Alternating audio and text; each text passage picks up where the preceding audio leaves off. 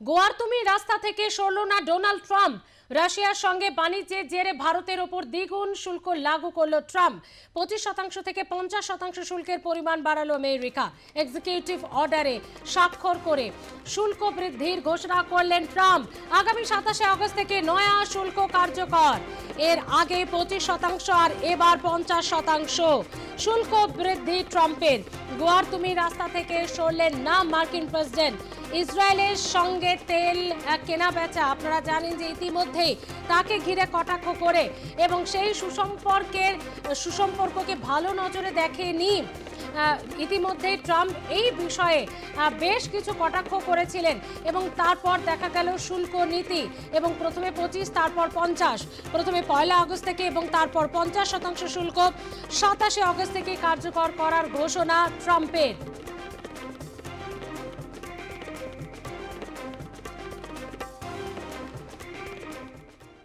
ভারতের পণ্যে 50% শুল্ক আরোপের মার্কিন সিদ্ধান্তে ক্ষুব্ধ নয়াদিল্লি। ভারতের বিদেশ মন্ত্রকের তরফে এর বিরুদ্ধে কঠোর মনোভাব প্রকাশ। আমেরিকার সিদ্ধান্ত অন্যায্য, অযৌক্তিক, অনর্থক। রাশিয়া থেকে ভারতের তেল আমদানিকে নিশানা করেছে এবার আমেরিকা। আমাদের আমদানি বাজারের পরিস্থিতির উপর নির্ভর করে। ভারতের 140 কোটি মানুষের জ্বালানি নিরাপত্তা নিশ্চিত করায় আমাদের মূল লক্ষ্য। জাতীয় স্বার্থ সুরক্ষিত করতে প্রয়োজনীয় পদক্ষেপ নেবে ভারত, সমাজ মাধ্যমে পোস্ট করে জানালেন বিদেশ মন্ত্রকের মুখপাত্র রণধীর জয়সওয়াল।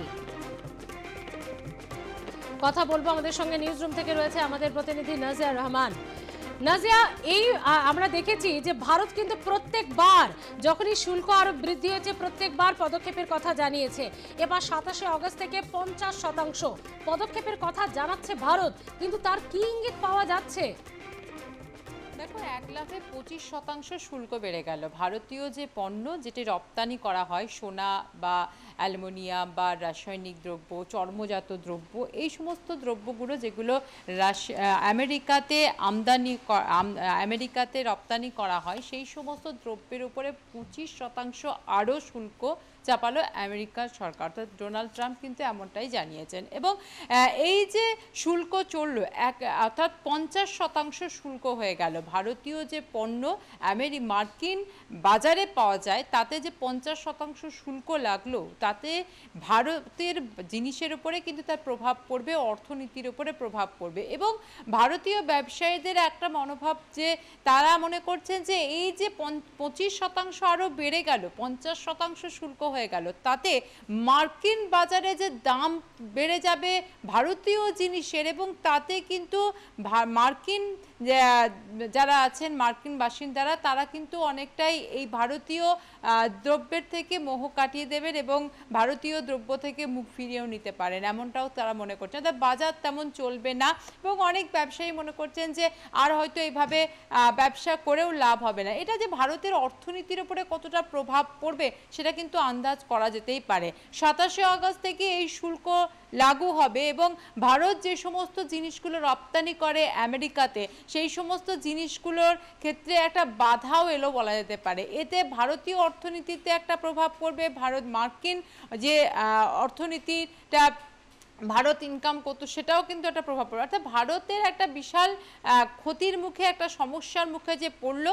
এবং ডোনাল্ড ট্রাম্প যেটা জানিয়েছেন যে রাশিয়ার কাছে তেল নেওয়া হয় এবং তার জন্যই কিন্তু ভারতকে শাস্তি দেওয়া হচ্ছে। তার প্রত্যুত্তরে কিন্তু ভারতের বিদেশ মন্ত্রকের মুখপাত্র তিনি জানিয়েছেন যে ভারত যেটা করে সেটা 140 কোটি মানুষের অর্থনীতি, মানুষের সমস্ত শক্তি সম্পদ যোগানোর জন্যই কিন্তু এই তেল নেওয়া হয়। এবং ভারতীয় নাগরিকদের, তাদের সুরক্ষার কথা ভেবে অন্যান্য দেশ যেমন নিজেদের নাগরিকদের, নিজেদের লোকজনদের সুবিধার কথা ভেবে সমস্ত সিদ্ধান্ত নেন, তেমনি ভারত সরকারও কিন্তু ভারতীয় নাগরিকদের সুবিধার কথা, তাদের সবসময় সব দিক বিবেচনা করেই কিন্তু এই সিদ্ধান্তগুলো নেওয়া হয়। তাই রাশিয়া থেকে যে তেল আমদানি করা হয়, সেই আমদানির তে আমেরিকা যেভাবে ক্ষিপ্ত হয়ে উঠেছে ভারতের উপরে, সেক্ষেত্রে অন্যান্য দেশ কিন্তু কিন্তু রাশিয়া থেকে এখনো পর্যন্ত তেল আমদানি করে। তো সেক্ষেত্রে সেই সব দেশের উপরে কিন্তু এইভাবে ক্ষিপ্তনায় বা এইভাবে কিন্তু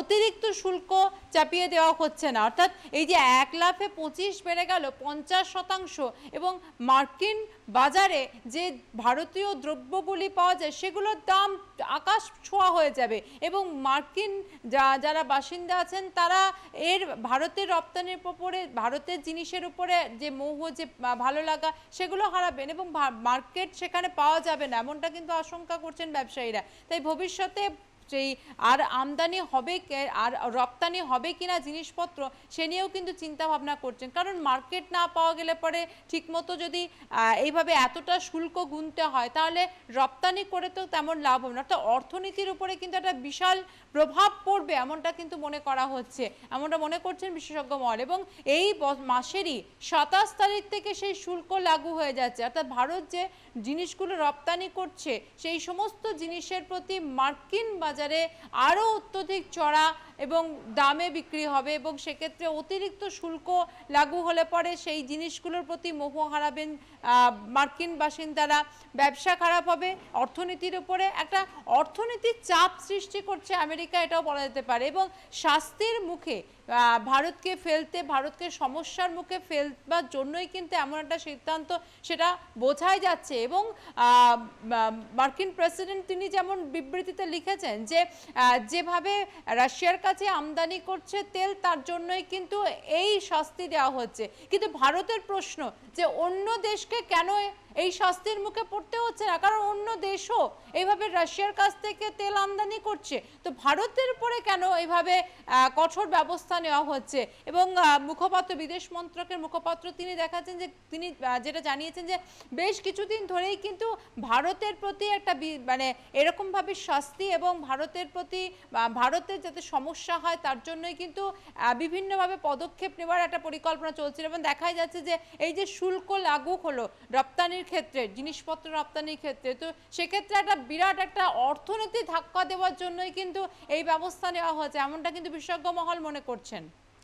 একদমই তাই। এবং সেই জায়গা থেকে কত দ্রুত ভারত ব্যবস্থা নিতে পারবে এবং তাতে অর্থনীতিতে যাতে কোনো প্রভাব না পড়ে সেটাই দেখার। ধন্যবাদ। ইতিমধ্যেই আপনারা জানেন যে এক ধাক্কায় 50% শুল্ক বৃদ্ধি, এবং ইতিমধ্যেই জানা যাচ্ছে যে 25 থেকেই 50% এক ধাক্কায় এই 50% শুল্ক বৃদ্ধির পরিমাণে ভারতীয় অর্থনীতিতে তার কি প্রভাব পড়বে। আমাদের সঙ্গে রয়েছেন আমাদের group editor in chief Ritabrata Bhattacharya. Ritabrata দা, এই 25 থেকে এক ধাক্কায় 50, এ তো ভারতীয় অর্থনীতিতে জোর ধাক্কা, আর এটা যে ইন্টেনশনালি করা হচ্ছে সেটাও তো স্পষ্ট। দেখো স্মৃতি, আমরা এই প্রথম ট্রাম্পের দ্বিতীয় দফায়, অর্থাৎ যখন তিনি প্রেসিডেন্ট হলেন তখন থেকে দেখছি ট্রেড ট্যারিফকে কার্যত তিনি একটা অস্ত্রে পরিণত করেছেন। এবং এই যে ট্রাম্প শুল্ক 50%, এর কিন্তু কড়া জবাব ইতিমধ্যে দিল্লিও দিয়েছে। এখন প্রশ্নটা হচ্ছে এতে ভারতবর্ষের অর্থনীতিতে কতটা প্রভাব পড়বে, মার্কিন যুক্তরাষ্ট্রে।